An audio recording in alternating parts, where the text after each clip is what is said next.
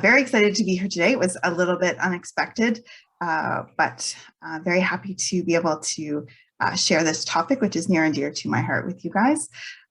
It's a small group, so very informal. I'm just going to share some background on the circular economy.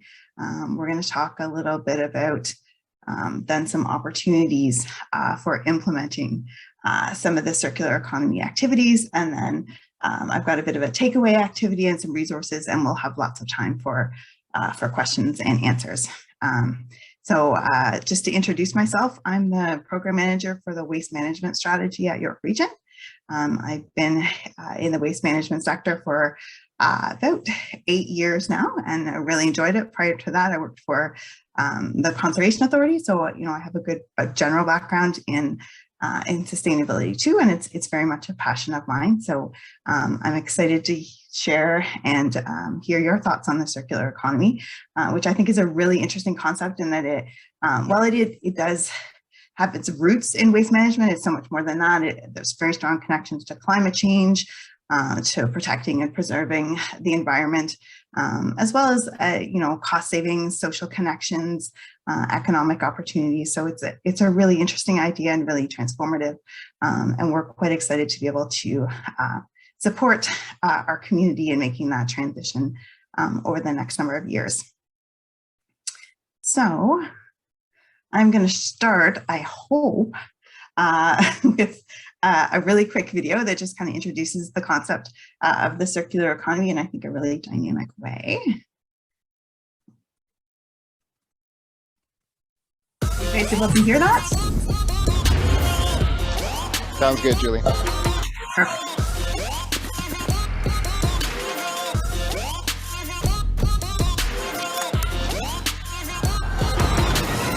We live in a world with finite materials. We are throwing an awful lot of electronics, plastic, food, carpets, clothing away. It's a waste of precious materials.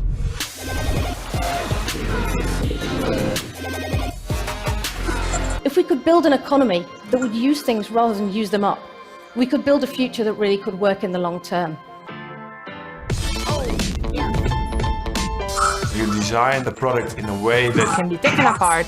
Once the consumer has finished using them, you remanufacture it and give it out again. You can reduce your production costs hugely if applied correctly. Instead of garments ending up in landfill, companies can repurpose it, reuse it, making profit out of their waste. We take some resources from nature and bring it back in the form of nutrients. It's very much a natural cycle. We use 70% less water than conventional agricultural methods. Our packaging is not a waste, it's something that you can consume and eat. We redesign everyday products to make them fully recyclable. We farm as close to nature as is possible. The H&M Group has set ambitious targets to use 100% sustainably sourced materials. There is a lot of conversation about not buying clothes, but different models where you can rent clothing. We develop fully modular headphones that we offer on a subscription basis. The circular economy itself is inevitable, in my view. It's not one fix, it's about the entire system being redesigned. This is, to me, the only way to fight climate change, to fight pollution, to fight waste. This is a business model that stacks up. Global companies cannot survive in the future without transitioning towards a circular economy. That is a really exciting future.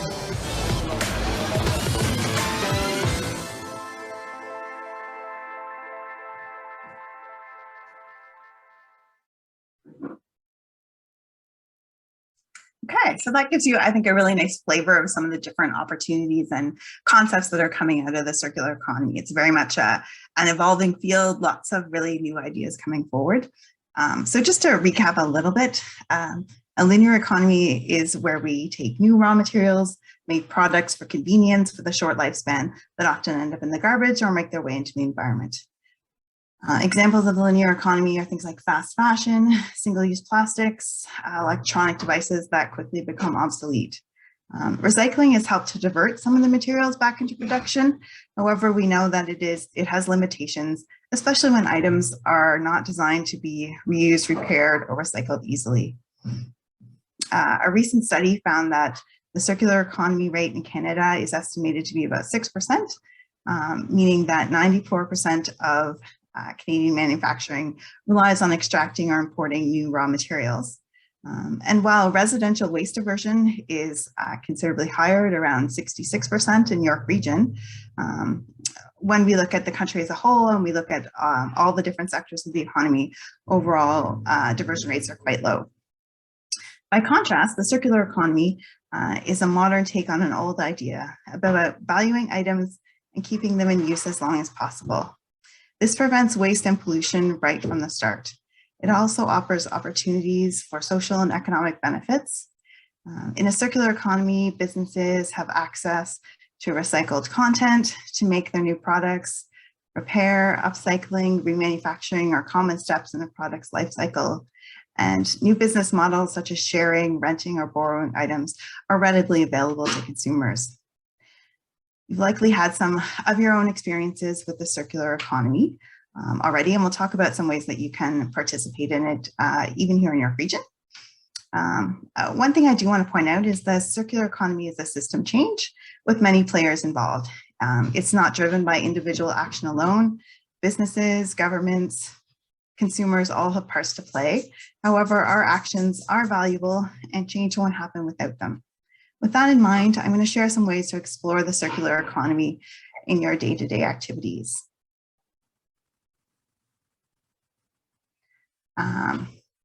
The transition to a circular economy is already happening, and there are opportunities to participate. A few things to consider as you're diving in and exploring the circular economy. It's definitely about progress, not perfection. You don't need to do all the things. I'm going to provide lots of suggestions because I know that different things appeal to different folks and work out better for different lifestyles. But you definitely don't need to do all the things, and you don't need to be doing them all the time. It's about consistency and finding the things that work for you.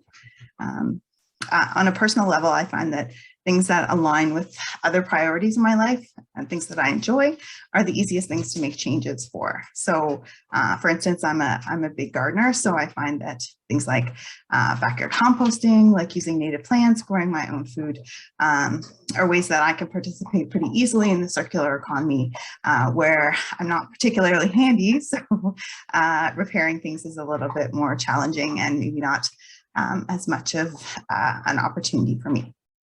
So with that in mind, I'll share a few areas of life to consider adding some circular practices to save money, reduce waste, and help the environment. The first one we called greening your spring cleaning. It seems like spring is finally here, and the urge to purge closets and basements and make space may be upon you. This is a great opportunity to challenge yourself to find new ways to give your unwanted items a new life with someone else. For reusable goods, there are lots of options. Even things you might not have considered, like paving stones or bricks, things that would be quite heavy to dispose of, can be put onto Facebook Marketplace or Kijiji and often find a new home in someone else's DIY backyard project.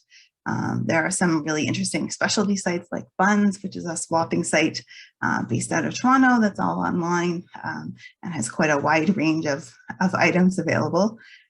Locally, Curbside Giveaway Days is available in York Region and in Richmond Hill in particular. From June to September, the last Saturday of the month, you can put your still in good condition reusable items out at the curb, and people can feel free to take them and give them a new home. And you can also do some treasure hunting, maybe find something for that new space that you created in your home or your next DIY project. There are a lot of opportunities for donation through various reuse charities.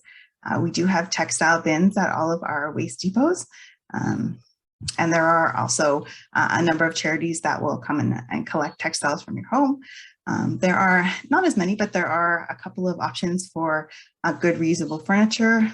Furniture Bank and the Furniture Depot both offer a fee for service collection of reusable furniture that they then rehome with folks who need it. So that's a great way to give your still good condition furniture a new life. And I would be remiss if I didn't plug our waste depots. In particular, there's a community environmental center located right here in Richmond Hill that have a variety of recycling programs for the basics, but also things like untreated wood, drywall, cooking oil, electronics, batteries, residential household hazardous waste, tires, textiles. So it really is a great one-stop shop if you're clearing out some space and you want to make sure that things find the right home.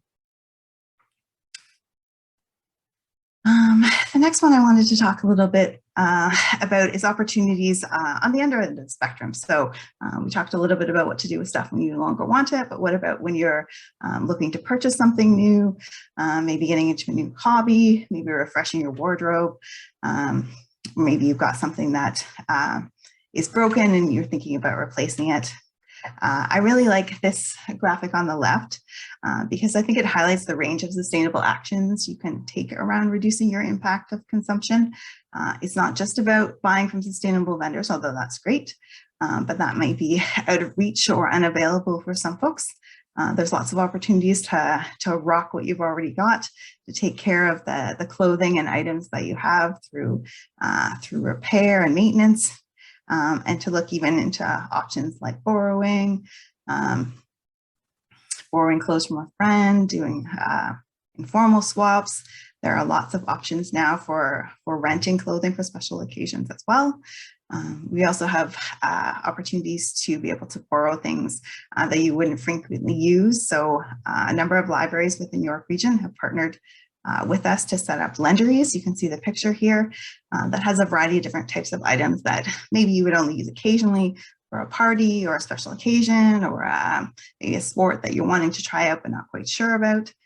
So you can access those with just a library card, be able to borrow those items, use them and then return them. So it's a great way to access things you don't necessarily need to own or try out something new before you make an investment. There are also lots of options for learning to repair. We do offer repair cafes throughout the region, and we've just started to reintroduce those following COVID. So typically they are events where we have volunteers with repair skills who are available for participants to bring broken items like that blender. We do a lot of bicycles, those kinds of things, a lot of toys, and they will do their best to repair them and get them back into working order. There are also a lot of great YouTube videos. I don't know what we did before YouTube, but lots of great advice in there on how to fix things yourself. And there are some great maker spaces within York Region as well that give you the opportunity to try out new skills and access equipment that maybe you wouldn't purchase on your own.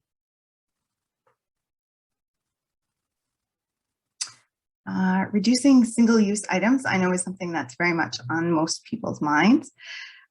It can definitely be a complex issue with a lot of conflicting information about what is the best option, what are the best alternatives, a lot of concern about greenwashing around packaging.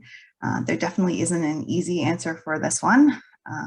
Sometimes the simple choices like declining the bag at the store if you've only got 1 or 2 items, or bringing your own, asking for no cutlery or condiments with your takeout if you're just going to have it at home and you've got access to that already, or you've brought your own cutlery, keeping a few reusable bags in your car so that it's easy to grab and go if you're shopping on the go. Those are pretty straightforward substitutions without necessarily having to navigate the complexity of compostable or different materials or what's recyclable and what's not. There's definitely no one-size-fits-all solution when we're looking at reducing single-use plastics. But the good news is that I think that there are a lot more options starting to become available.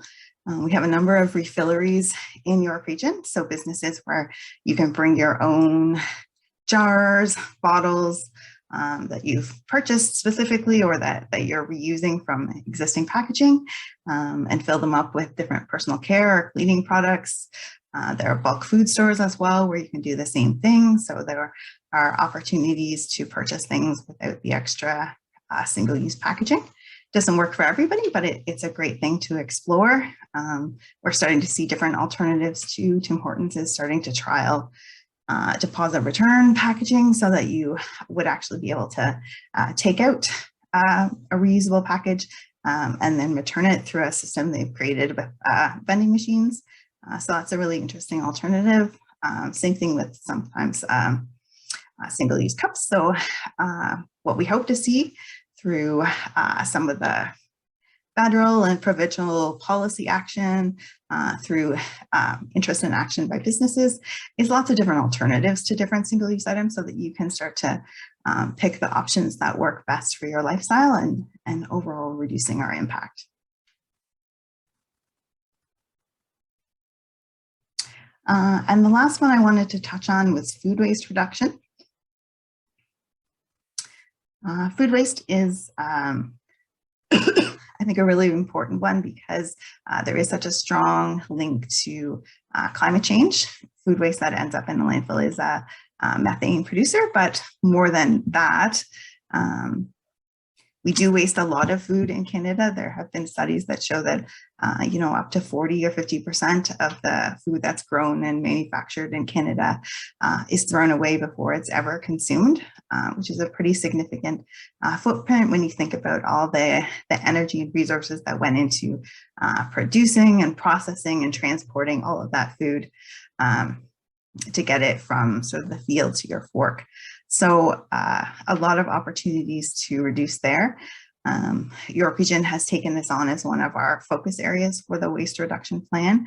So we do look at how much organic material is being generated at household level, and we developed a number of tools to explore. So for instance, in Richmond Hill, the average person is putting out about 90 kilograms of organic waste in their green bin over the course of a year. And that's pretty typical of what we see across York Region. And that includes not just food waste, but also things like pet waste, tissue and toweling, anything that would go in the green bin. But our audits of the green bin tell us that 20 to 25% of that is food that could have been eaten, but ended up being thrown away. So that's a pretty significant margin and a pretty significant opportunity, both to be saving greenhouse gases, waste, but also to be saving money. Food is becoming increasingly expensive. So looking at ways to reduce your food waste is not only good for the environment, but it's also good for your pocketbook. We do have a lot of tools that can help in this area. So we have our Good Food program, which is an education program that's based around food literacy and food skills and helping people implement solutions like meal planning, shopping with a list, proper food storage, organization of your refrigerator, managing leftovers, all those kinds of things that will help you to actually make the best use of the food that you purchased and reduce the amount of waste. Monitoring your food waste habits over a few weeks can really help to pinpoint where those opportunities are to improve.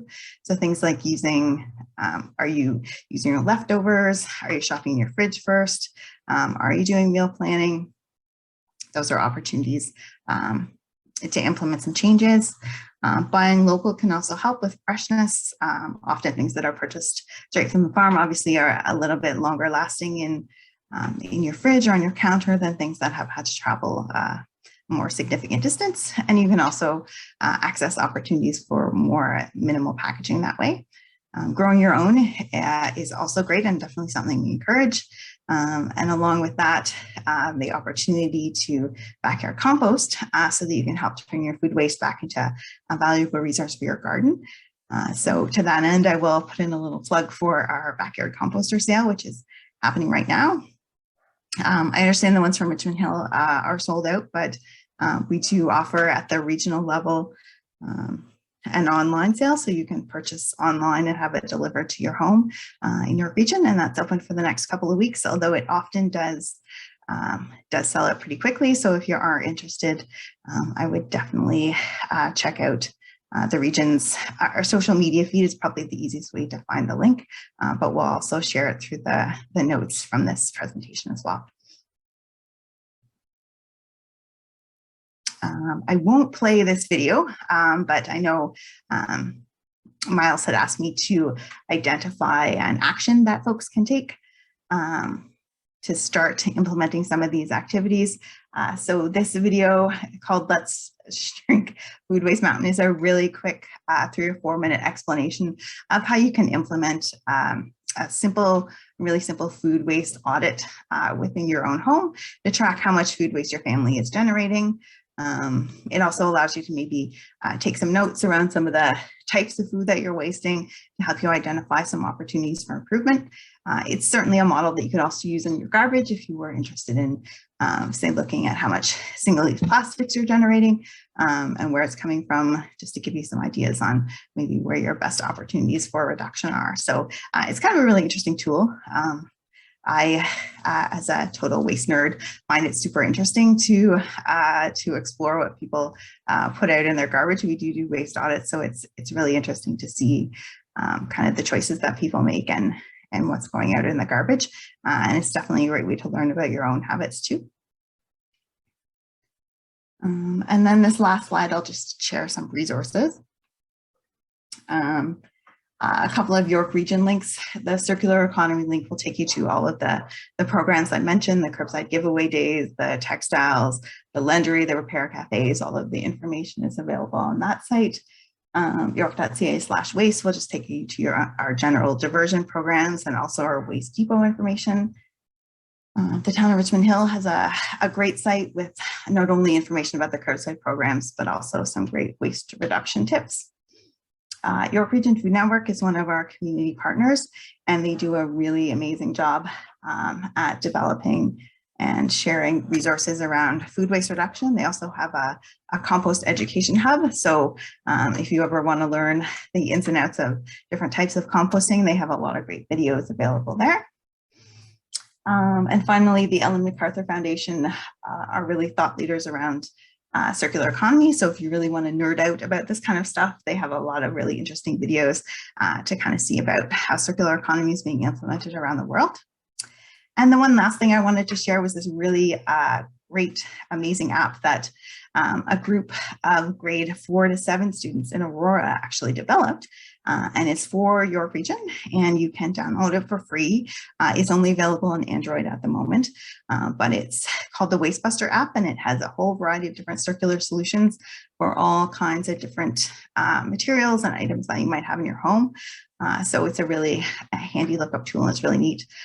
Really blows my mind as a sort of middle-aged, not overly techie person that these kids could create such an amazing resource, program it, research it. It's a really great tool. So I definitely encourage you to download that and check it out and use it as you're looking for circular opportunities. And that is it for the content that I wanted to share. I hope that gave you some ideas, and I would love to hear your thoughts about how you're already implementing the circular economy in your life, or where you see some opportunities to do so. And I think we've got a few questions too, so happy to take those as well. Thanks so much, Julie. That's a wealth of great information that you kind of breeze through. Clearly, you're familiar with the concepts, and it's great to hear them explained and kind of brought down to a very understandable level. So thank you for that. We do have some questions that have come in, but given I know that it is a smallish group and we do have some time, I'm completely happy to let the questioners bring them up themselves and ask Julie directly if the questioners are willing. I know we've had a few from Audrey. Audrey, if you're up for that, feel free to ask Julie directly.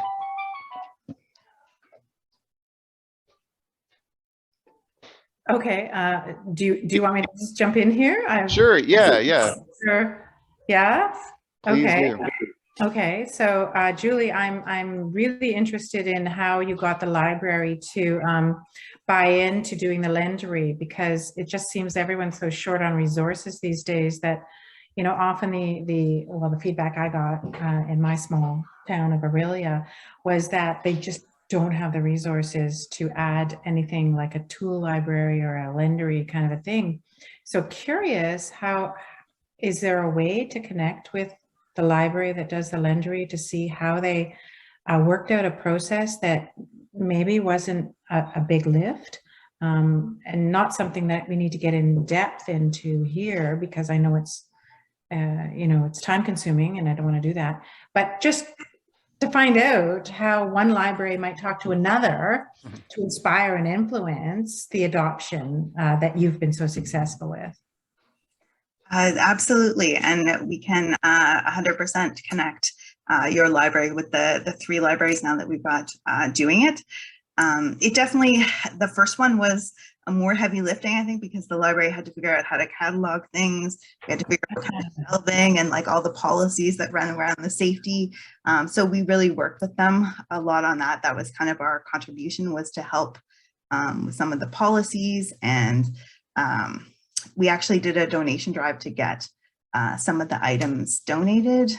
The region also did provide some funding for the shelving, which we were able to source locally. So really the arrangement that we've created is that the region is able to provide some support and some startup funding for the actual installation. And then the library really takes it and runs with it in terms of maintaining it and managing all the lending and the maintenance of it, which works out really well. We looked at a variety of different models for how we might start a library of stuff or a tool library independently, and trying to find a community partner and making it financially sustainable. And it was very difficult. We weren't able to find something that worked, but the library, because they've already got that infrastructure, right, needed that kind of initial investment to help them get that shelving and the a little bit of the promotional pieces, and then they were able to take it and run with it. And now, it's a model that we have been able to replicate in a few other locations. So amazing. They're super happy to share, for sure. Okay, I will follow up with you after this, to talk about that. And I guess I did have another question, and it's all about the compost bin. Some municipalities can do pet waste, some can't. I heard you mention pet waste. So I'm not familiar with the compost bin facility in York Region, but does that mean all the municipalities in York Region can do pet waste? And do they also do diapers, or is that a separate pickup? Yeah, so York Region, we manage the processing, and the local municipalities manage the collection. So all local municipalities within York Region do accept pet waste and diapers within the green bin. And we have arranged the processing contracts such that they have the facilities to be able to handle that. Wow, that's fantastic. And are diapers included? They are.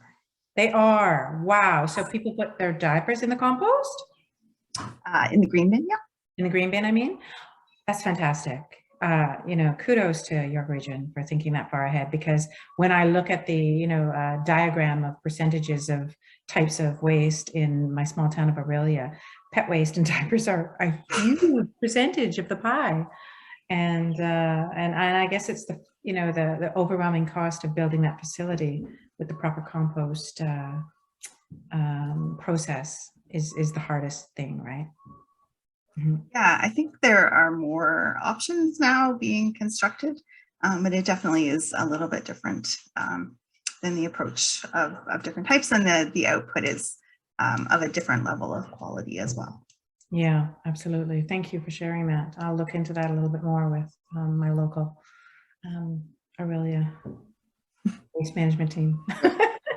Thanks, Audrey. And actually, that's kind of a good connection point to another question that's come in. And I apologize because, again, most of the names that I'm seeing, actually, other than you, Audrey, are my own names. So I'm not sure who asked this, but the question was, I think, sort of a two-parter. Why are there different items accepted in the blue bin?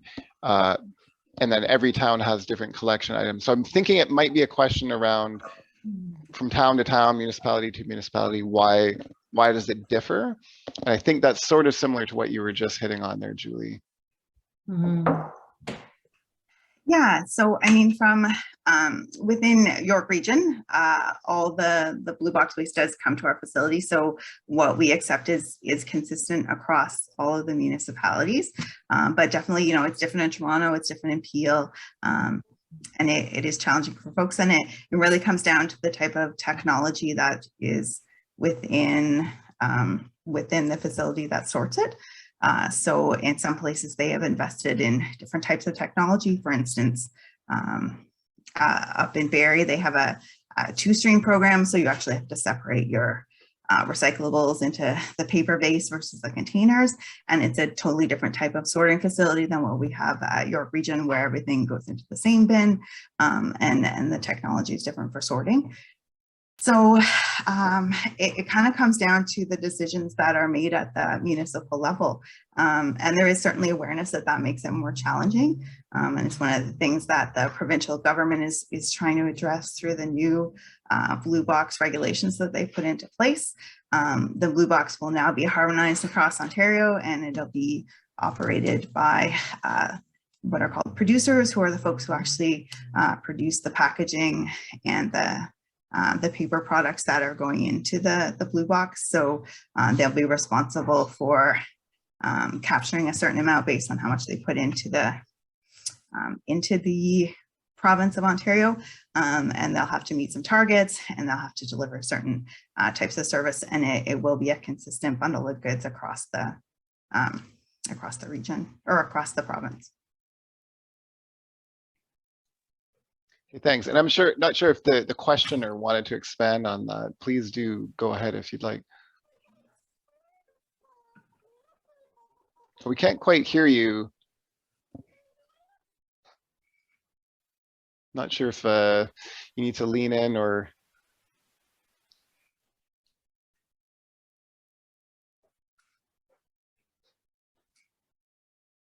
Okay, can you hear me now? Yes, we can. Okay, for some reason my USBs are always switching. Markham seems to be collecting more in the blue bin than Richmond Hill. And I live in a condo, so people come from all over and they think they can toss things in the blue bin that Richmond Hill doesn't accept, but apparently Markham is.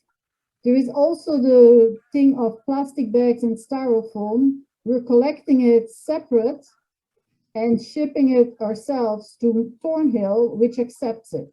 But there is no place in Richmond Hill that accepts plastic bags and styrofoam trays, I believe. Yeah, so the city of Markham has their own set of depots that they operate at a cost to the city that does accept some additional items. So they do accept some types of styrofoam there. And they actually have a densifier. So they have invested the cost to do that. In terms of the plastic bags, we're not able to take those through the blue box, and we don't have a good end market to be able to accept it at the depots. You can take it to a number of different retail locations. So a lot of grocery stores will start to take them back. We actually have them on our website, so you can check on that.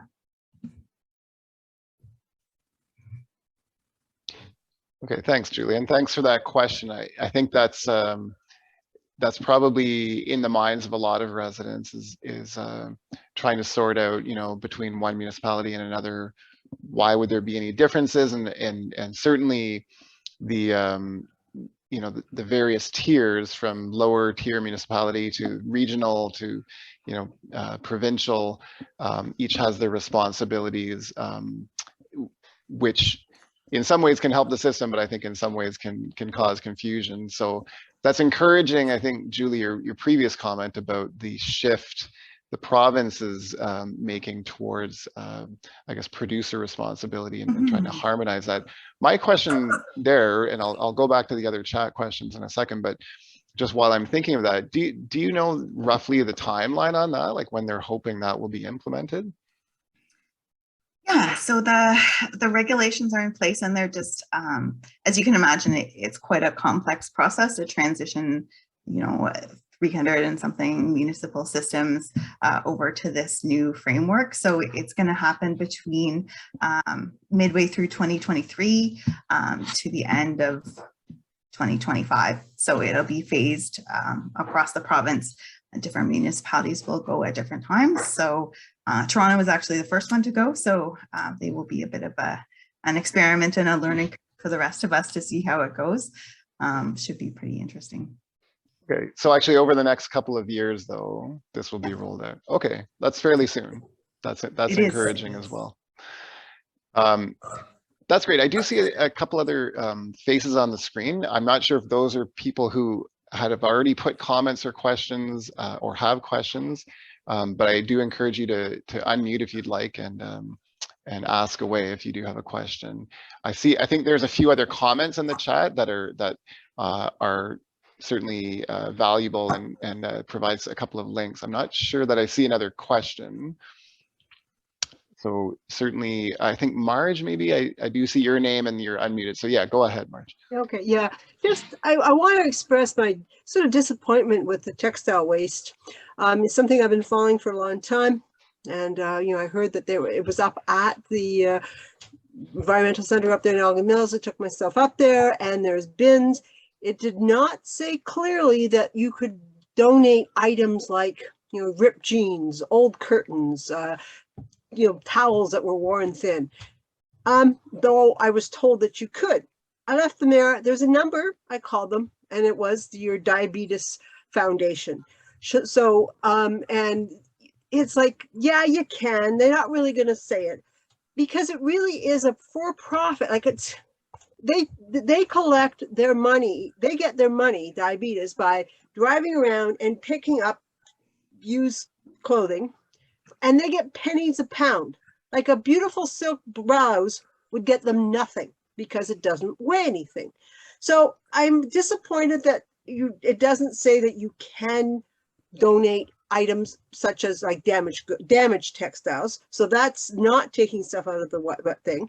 And I'm also very disappointed that it is, you know, it's Value Village, which is a big multinational American company. And I don't like that. So I'm complaining. Thank you. So. No, those are all valid points for sure. It is challenging, the textiles. Yeah. We do put through our promotions that you can put those items in and they have to accept them. It's one of the challenges, but with smaller charities that maybe do reuse the items within the community is that they aren't necessarily able to take those things, and it's not as easy to manage through a donation bin. Unfortunately, a lot of, well, I shouldn't say unfortunately, but I would say it's just a fact of the industry that a lot of the charities do use Value Village as their end market. So there isn't a lot of opportunity there to. No. So, you know, I was disappointed. I thought that the region would actually develop a way to recycle textiles. You know, they would use the end products. My conversation with the person that was on the number was they are used for rags. Well, that's, you know, I put a pair of curtains in there. They're not good rags. You know, it really isn't a good solution. And I really hope that the region works harder to find better end markets for textiles. Like I know they're used in some places. Like I had talked to the people at Salvation Army, and they learned about how the market for textiles varies over time. It depends on what the market is. But there is a market for a lot of these textiles that they would be used for insulation for cars or other such things. And I think maybe the region can't do it. They may need a higher level of government to really increase that industry, because you know, there are millions and millions of tons annually of textile waste, and I just think it's we don't know about it. Agreed. It is a challenging piece. Yeah, thanks, Margie. We may have to leave it at the yeah. The Sorry fact about that that. it's a challenge. No. It's a great conversation. I think it kind of exposes the reality that there probably isn't a great solution right now, but Nope. certainly appreciate hearing the comments and the concerns. And I know these are conversations that happen within, you know, municipalities and across you know, municipal governments and whatnot. I think it's so the concern is there. I think it's certainly a matter of finding that right solution or kind of suite of solutions. The link I put in was for a movie. Basically, it's fast fashion. It's free to watch it by waterbear.com, and they have a lot of great environmental documentaries. But it really talks about, gets you thinking about the environment, like what the consequence of your consumer behavior, particularly to fashion, and to really think about, where does this top come from? It was made in Bangladesh. There is a 14-year-old girl who has to work 14 hours a day for almost no pay and in horrific conditions. That's what it takes for me to get a cheap top. And I think we need to have a better thinking that way more. Thanks for sharing that, Marge, Okay, the link as well. I wanted to, I think I did miss a question actually, so I want to make sure I get to this. And this was a specific question around where in York Region can businesses donate unwanted office supplies? So what would you say to that, Julie? Yeah, I mean, I don't know offhand of a charity that would accept them. I think Partners in Project Green, which is an organization that operates sort of a business consortium, they do have a waste exchange platform that does allow businesses who are members of their organization to post items that they have available and put it out as an offer to other members. So that could be an option. That's the only one that kind of comes to mind. I know in Toronto they used to have a bit of a process for doing that with schools, but I don't think that's functional anymore. Okay. So Salvation Army, that's a good option too. Thanks. And just seeing another question around so extended producer responsibility, and how can consumers better understand which products to buy off the shelf that will support those producers who have the responsibility? Maybe you can explain that a bit more, maybe kind of the connection between consumers and the producers. Yeah, I mean, so all producers of packaging material in Ontario will be part of this producer responsibility program. So, it's big producers, it's things like Walmart, like Unilever, like Coca-Cola, folks who make boxes and box board, the big grocery stores, things like Canadian Tire. So all of them will have a responsibility under this new regulation to report on what they're putting into the marketplace to meet targets for recycling and to pay into this and operate this system of recycling. So it is all producers. It's not a particular, like some of them are contributing and some of them are not. It is a blanket, all of the things that are what's called designated under this regulation. So all the things that are going to be included under this new blue box system. And it is a broader list than what most municipalities currently accept, which is good. All of them will have that obligation and all of them will have to be part of this process. It's Audrey here. Please go ahead. And that makes total sense, Julie. I completely agree. And I guess the one gray area for a lot of consumers is plastic. So some plastic is easily reused many times, and some are single use because they just, the molecular structure of them it doesn't allow for the recycling. So how do we help consumers know what to take off the shelf and bring home that later might not go in their producer responsible blue bin? How are we going to figure that out to know like what will go through and be reused and what won't go through and be used, and then encourage consumers to not buy things that aren't able to have a longer life? That's the trickiest part, especially with plastic. I mean, otherwise it's quite straightforward. For sure. That's a great question. And that is really the challenge. Like the province has designated a pretty broad range of plastics. So it does include the flexible packaging. So those, the liners for your cereal box and your cracker box, the flexible pouches that you see, the freezer bags, all of that stuff is captured. The target is not overly high. it certainly it would bump us up quite a bit from where we are now, where most of that stuff isn't captured at all. But one of the reasons the target is lower is because there just aren't great end markets. There aren't any end markets. There's not a lot of technology. And the intent of the extended producer responsibility is to really put it back on those producers to say, you either have to figure out a way to be able to recycle this stuff in a meaningful way, or the expectation is that they will start to shift away from those types of packaging towards things that are higher value, more easily recycled, less expensive to recycle. Right. So if we stop buying those products, we'll incentivize them, won't we? Yeah. Yeah. I mean, it's interesting because it is the current Blue Box program is really structured so that it kind of focuses on materials that are readily recyclable, which, you know, is good in the sense that that means that they're actually going somewhere, but it doesn't really incent all those folks who are producing packaging that isn't readily recyclable and it just ends up in the garbage.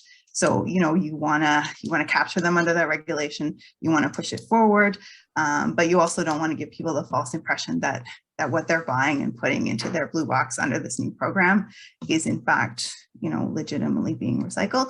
And I think that's where the learning curve, that's where the figuring out of this new system is going to be, is how effectively are producers able to do that? How effectively does this new regulation actually force the kind of and drive and incent the kind of change that we're looking for? And I don't know the answer to that. And I appreciate that it's hugely complex, and the fact that you know, York Region is leading edge on all this stuff, and especially with your recent announcement around circular economy strategy, it's fantastic. So congratulations. Thanks, Audrey. And there was a follow-up question to the producer responsibility conversation around cost. So does the consumer, I think that's the question, does the consumer, is it expected that we will be paying more for these items that have fallen under the regulation? Potentially, you know, that it's up to the producer to just, and in theory, you know, there's a competitive advantage to figuring out how to do it less expensively and more. Yeah. So, so that's not covered necessarily in the regulation. It's more up to the market to determine. Got it.